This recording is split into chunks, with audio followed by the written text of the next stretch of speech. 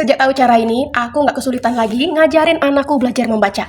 Aku pakai buku 60 jam Pintar Baca Tanpa Dieja. Kalau dulu aku ngajarinnya babi, bu, bebu, dan anakku 3 bulan nggak ngerti-ngerti yang mana ba, yang mana bi, yang mana bu, dan sebagainya. Akhirnya aku pakai buku ini. Buku ini ngajarin metodenya itu dengan huruf vokal A dulu. Jadi suku katanya seperti ini. Aba, aca, dada, dan seterusnya. Jadi anak gak kebingungan yang mana babi bu bebu lagi sejak menggunakan buku ini. Nah, gimana sih caranya supaya anak bisa membaca? Pertama-tama, pastikan anak sudah tahu huruf dan sudah hafal nama huruf dan sudah bisa nulis juga. Jadi, sebelum belajar membaca, parents wajib ngajarin dulu nama-nama huruf.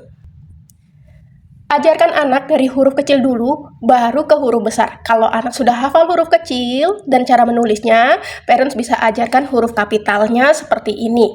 Nah, kalau anak sudah tahu cara menulisnya dan sudah paham nama-nama hurufnya, parents bisa berlanjut ke buku ini, 60 jam Pintar Baca Tanpa Dieja. Jadi, kita ajarkan dulu huruf vokal A. Minta anak untuk membaca tanpa dieja. Jadi belajarnya akan lebih cepat dibandingkan dengan metode mengeja. Aba. Nanti anak tidak akan kesulitan karena mereka sudah hafal yang namanya huruf. Aba, aba, baba, baca, baba. Nah, dan seterusnya sampai huruf vokal A-nya berakhir di za. Seperti ini, kemudian baru kita lanjut ke huruf vokal I. Nah, kalau di huruf vokal I mulai dicampur nih, ada huruf vokal I dan huruf vokal A-nya. Sesuai dengan yang anak sudah pelajari di halaman sebelumnya. Jadi pastikan anak-anak sudah lancar dulu per halaman supaya bisa lanjut ke halaman selanjutnya. Kalau belum lancar, diulangi terus sampai anaknya lancar. Buku ini cuma pakai 60 jam Pintar Baca aja, anak-anak pasti sudah bisa membaca koran karena buku ini super lengkap.